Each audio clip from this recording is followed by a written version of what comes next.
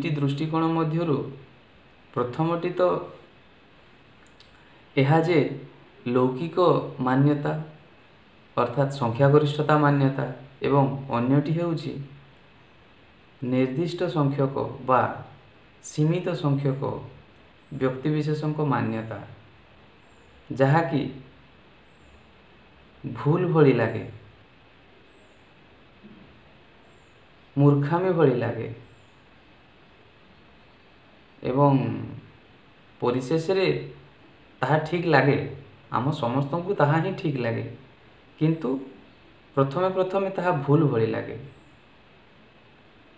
केमिति ना सेमाने जहाँ विशाल जनसमुदाय समर्थन करते धन संपत्ति हासिल करिबा पई हो पदपदवी पछरे लालायित हेउथिबा मनुष्य हेउ भोग्य सामग्री जुटाइबार साधन रे हेउ जेते प्रकार मूर्खता को बंचा जाई पारे से समर्थनर से विरोधी किए एही निर्दिष्ट संख्यक बा सीमित संख्यक व्यक्ति विशेष सेमानंकु ना जगतर आडंबर प्रीति कर लगे ना क्षणस्थायी सुख आमोददायक आमोद प्रमोददायक लगे ना सेमाने निर्भय आड़े भयप्रद जीवन यापन करने चाहती ना सेमाने सीमितता को गुरुत्व दियंते तांको जीवन रे असीमतार झलक आमे देखू तांको जीवन रे मुक्तिर स्वाद आमे देखिबा को पाऊ तांको जीवन रे प्रकृत रे शांति देखिबा को मिले अतृप्तिकर जीवन से माने बंचंती नहीं पूर्णता भरा सेमानंकर जीवन आमको जहाँ प्रभावित करे तांको ताहा स्पर्श मध्य करि पारे ना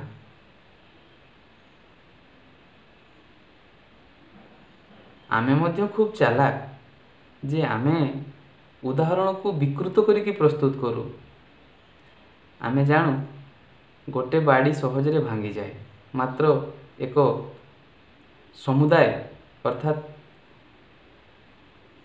अधिक संख्यक बाड़ी आमे जदि गोटे जगह बांधिकी ताको भांगीबू ताहा आदौ भांगीब नाही सेथिपई आमको ताहा ठीक लगे जे जनसमर्थन जहाँ कहूची ताहा ही ठीक वास्तव में ताहा जदि ठीक होता तार परिणामटा मध्य ठीक होता विनाशर गर्तरे कहीं निपतित हुअंती नहीं समस्ते उद्धार पाते समस्ते शांतिपूर्ण जीवन यापन करते समस्त जीवन रे आनंदर लहरी खेलता किंतु ताहा हुए कि हुए ना कारण जी सीमित को गुरुत्व दिए जार दृष्टिकोण सीमित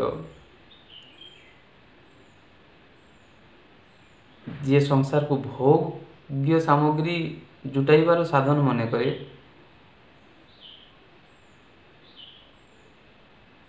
सी ही जनसमुदाय बा भिड़े सामिल हुए एवं जी यार वास्तविकता को जानी जे महत्व बुद्धि स्थापन करिवार प्रकृत क्षेत्र कोठी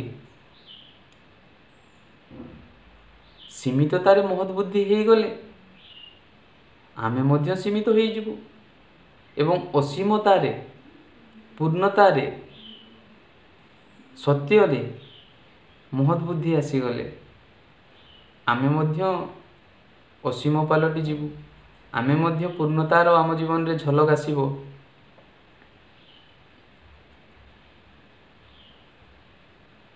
आमे समस्ते जानू आमे जहाँ वर्तमान ठीक बोली भावुचु किछि समय पर ताहा भूल हो जाए पुणी आमे जानू जे आमे जहाँ को भूल भावुतिले ताहा किछि समय पर ठीक हो जाए यह क्यों क्षेत्र रे हुए प्रथम क्षेत्र रे अर्थात परिमाणात्मक जो क्षेत्र सेठी प्रथमे ठीकटा भूल बोली लगे एवं जो निर्दिष्ट संख्यक अर्थात सीमित संख्यक व्यक्ति विशेष थांती तांको जीवन रे आद्यरु शुभ थाए एवं प्रथमे प्रथमे साधक को भूल बोली लगिले मध्य से किछि समय चलिला परे से जीवन रे तार प्रकृत स्वाद जेते बाळे आसे तार स्थिर बुद्धि हो जाए ଏବଂ ଯୋଡ଼ତ୍ୱ ସେଥିରେ ପ୍ରବେଶ କରିପାରେ ନା, ସ୍ଥାଣୁତା ସେଥିରେ ପ୍ରବେଶ କରିପାରେ ନା, ଚେତନାର ଝଲକ ସିଏ ପାଏ ଏବଂ ତା ଜୀବନରେ ଅଦ୍ଭୁତ ପରିବର୍ତ୍ତନ ହୁଏ କେବଳ ଏହି ମହତ୍ ବୁଦ୍ଧିର ଦିଗଟିକୁ ବଦଳାଇବା ଦ୍ୱାରା।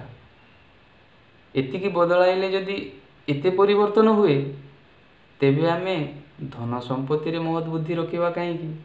ସ୍ତ୍ରୀ ପୁତ୍ର କନ୍ୟାରେ ମହତ୍ ବୁଦ୍ଧି ରଖୁଛେ କାହିଁକି? ଅର୍ଥାତ୍ ସଦ୍ବୁଦ୍ଧି ରଖୁଛେ କାହିଁକି?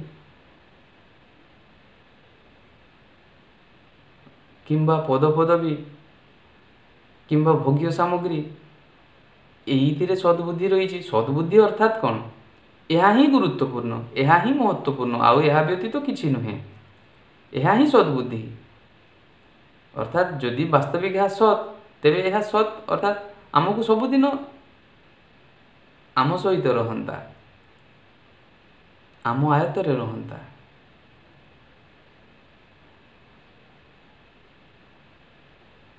ଏସବୁକୁ ଉପେକ୍ଷା କରିବାକୁ ଆଦୌ କୁହାଯାଉ ନାହିଁ, ମାତ୍ର ଏ ସମସ୍ତ ପଛରେ ରହିଥିବା ଦୃଷ୍ଟିକୋଣକୁ ବଦଳାଇବାକୁ ପଡ଼ିବ ଆମକୁ।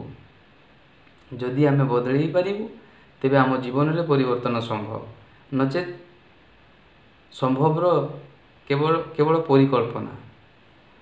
ଆମକୁ ଲାଗିବ ଯାହା ଆକାଶ କୁସୁମ ସଦୃଶ ହିଁ ରହିବ, ତାହାର ସାର୍ଥକତା ଆମେ କେବେ ପ୍ରାପ୍ତ କରିପାରିବୁ ନାହିଁ। ନିଶ୍ଚିତ ଭାବରେ ଏହା ହିଁ ଭଗବାନ କୃଷ୍ଣ ଗୀତାରେ କହିଛନ୍ତି। ପ୍ରଥମରୁ ଦେଖିଲେ ଯାହା ପାଖରେ କ୍ଷମତା, ଯାହା ପାଖରେ ସାମର୍ଥ୍ୟ, ସିଏ ହେଲା ଅନ୍ଧ, ସିଏ ଧୃତରାଷ୍ଟ୍ର। ମାତ୍ର ଦୃଷ୍ଟିକୋଣ ସଞ୍ଜୟଙ୍କର ଖୁବ୍ ଦିବ୍ୟ। ତାଙ୍କୁ ପ୍ରାପ୍ତ ହୋଇଥିଲା ଏଥିପାଇଁ ଯେ ଏହା ପ୍ରକୃତରେ ସଂସାର ଗୁରୁତ୍ୱ ଦେଉଥିବା ବା ଜନସମର୍ଥନ ଗୁରୁତ୍ୱ ଦେଉଥିବା ବିଷୟକୁ ଗୁରୁତ୍ୱ ନ ଦେଉଥିବା ବ୍ୟକ୍ତିବିଶେଷଙ୍କୁ ହିଁ ପ୍ରାପ୍ତ ହୁଏ।